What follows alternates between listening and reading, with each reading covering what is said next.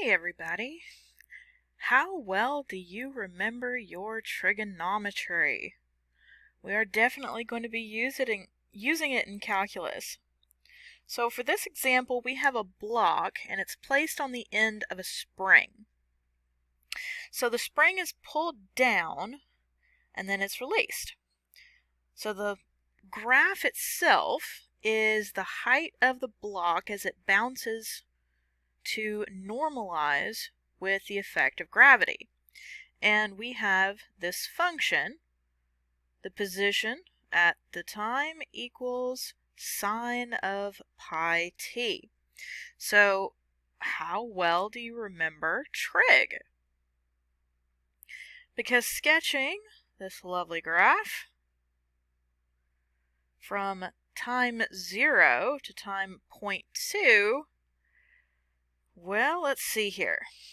If we have 1 and 1 for time and position here, so the sine graph for pi, but particularly the sine graph, you know we're going to go through 0, 0, and about halfway through we'll hit 1, and then we'll go back down again. Because, if you remember, our sine graphs all look something like this as they move around. Cosine is identical, it's just shifted half.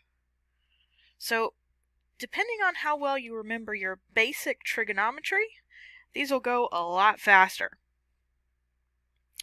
Now, about halfway we'll meet the 1, but they're not asking us for halfway, are they? They're asking us to sketch a graph of the position together with a secant line. So secant meaning that it touches the curve at 2 points, and then they give you the 2 points of 0 and t equals 0.2. Now, I don't know about you, but I don't know time at 0.2 off the top of my head. I've memorized the basics. I don't have the big things. But I can easily figure it out with my trusty dusty calculator. So the position when time is 0.2 would be the sine of 0.2 times pi. Put it in your calculator, and we get 0.5878.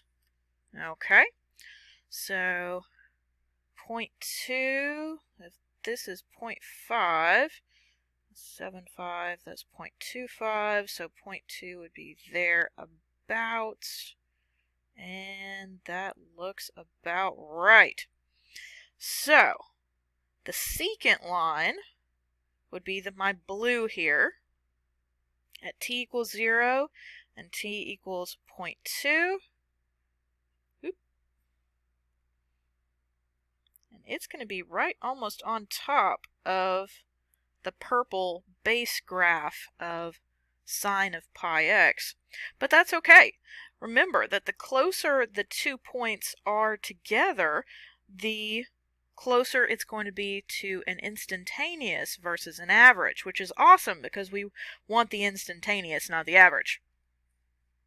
So here we are. We've got the base graph in the purple and the secant line in the blue. When you are doing this in your calculator, be careful. Mess around with your window if you need to get it better. If you don't remember your trig, well, there's this lovely thing called Google.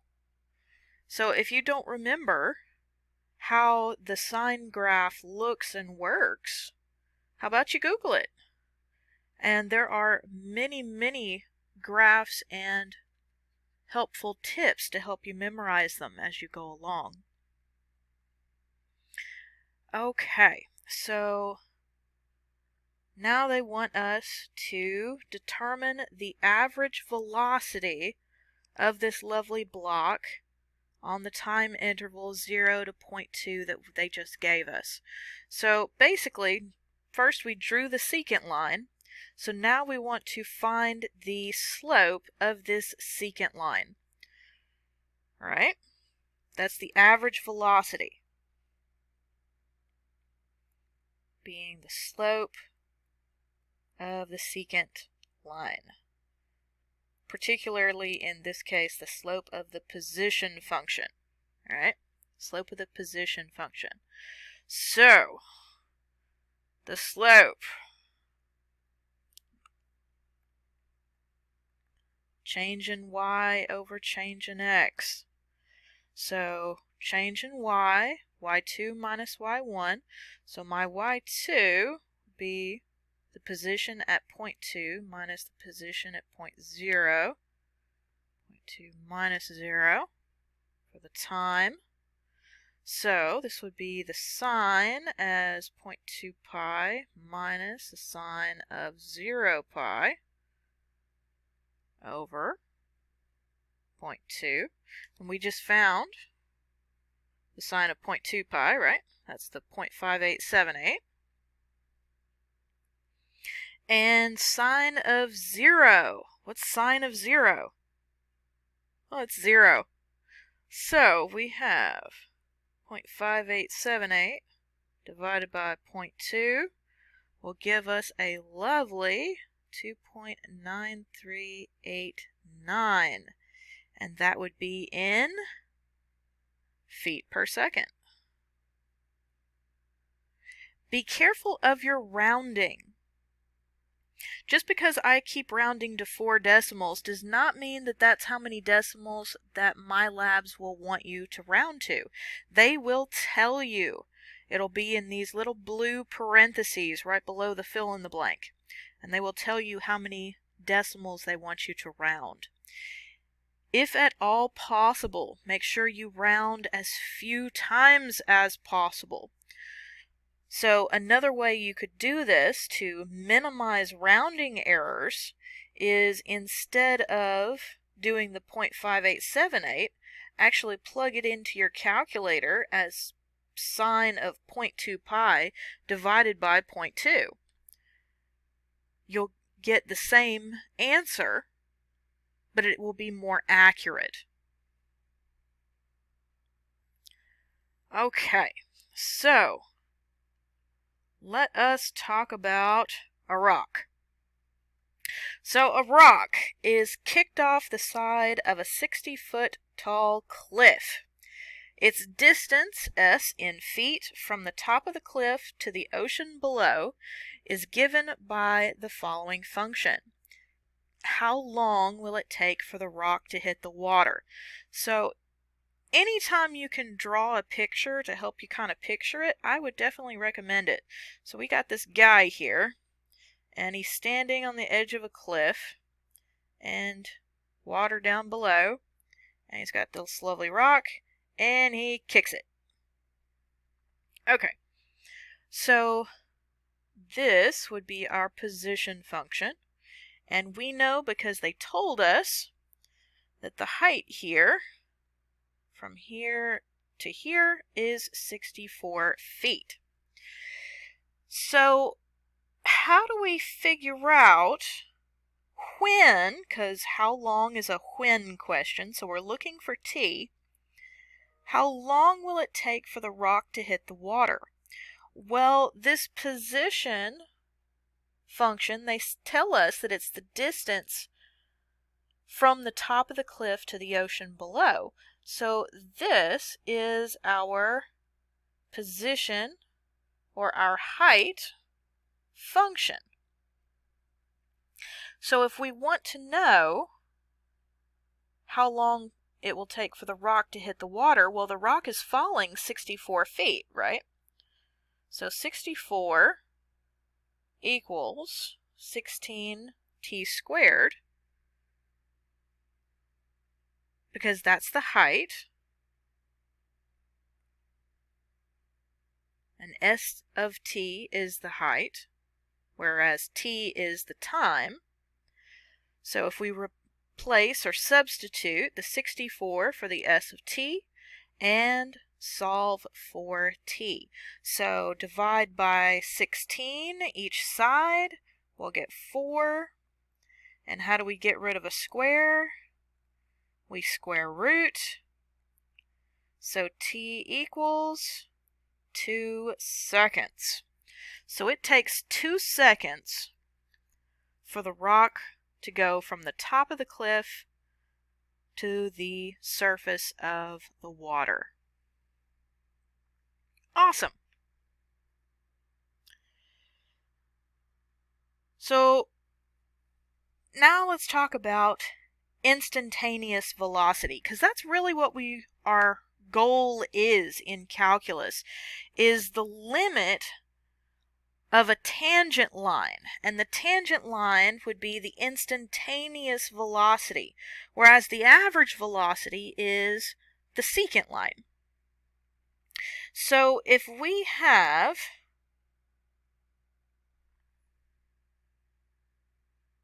know that the rock is going to hit the water at 2 seconds, we can actually use a table to help us approximate the instantaneous by using a table of averages. So think about it this way. If we have a time interval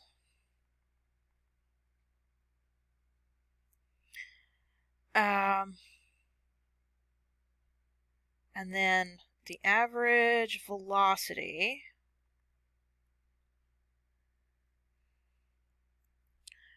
so from 0 seconds to 2 seconds, we tied the average velocity of that.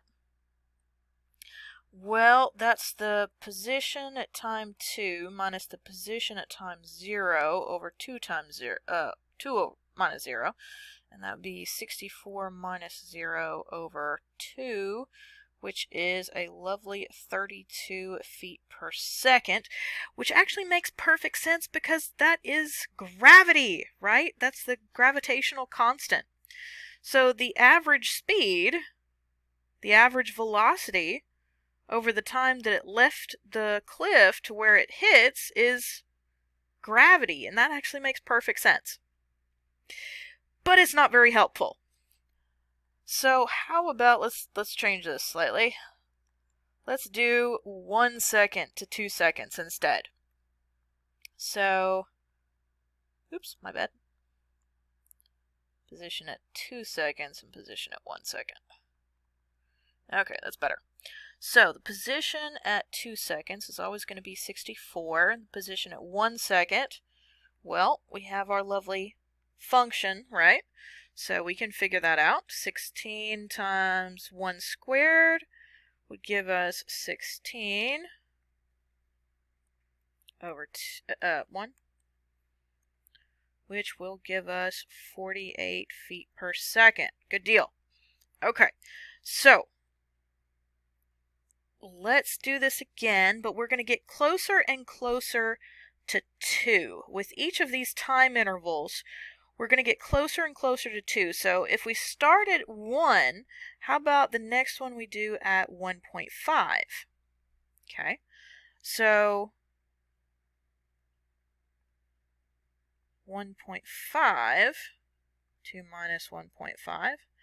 So 64 minus, once again, use your calculator, 1.5 squared times 16 will give us 36, and 2 minus 1.5 is 0.5, which will give us 56 feet per second. Okay, this makes sense. We're getting larger in our velocities here, so we're going to get closer and closer to 64, which makes sense because they told us it's a 60-foot tall cliff, but that's not quite what we're getting to, but still, it makes sense, right? Math is logic with numbers, so the more it makes sense, the closer you know you are to a right answer. So that was 1.5. How about 1.9? Getting closer and closer to 2 here, which is the whole point. So the position at 2 minus position at 1.9, so 2 minus 1.9. So 64 minus 1.9 squared times 16. Put it in your lovely calculator. That gives us 57.76 over 0.1. So that will give us 62.4 feet per second. Okay. Getting closer and closer to 2. So what's 1.9? How about 1.99? And just to be thorough, how about 1.999? Getting closer and closer to 2. Because when it hits 2, we know what it is. We already figured that out. But we don't actually want to talk about 2. We're talking about the instantaneous. So if we really want the instantaneous, we're going to talk about the limit of the average. So limit being you're getting closer and closer and closer, but you're not actually getting there. Think of a limit almost like an asymptote. Okay? So 1.99 to 2, so that'd be 64 minus 63.361, 3616.01, so that gives us 63.8 feet per second,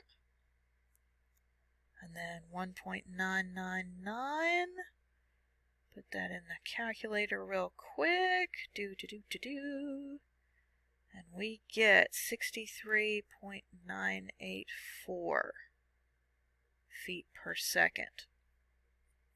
So with this table here of average velocities, we can do a really good estimation of the instantaneous velocity. So the rock hits the water at approximately 64 feet per second after 2 seconds, which makes perfect sense because we dropped it 2 seconds ago. And if gravity is 32 feet per second, and we dropped it 2 seconds ago, then after 2 seconds, it's going to be traveling approximately 64 feet per second. So this makes perfect sense with the numbers and what we already know about gravity. Math is logic with numbers. So if we can logic our way around, then our math is going to confirm what we already know. And vice versa. If we don't quite know something, but we're getting close, then we can use math to figure out the rest.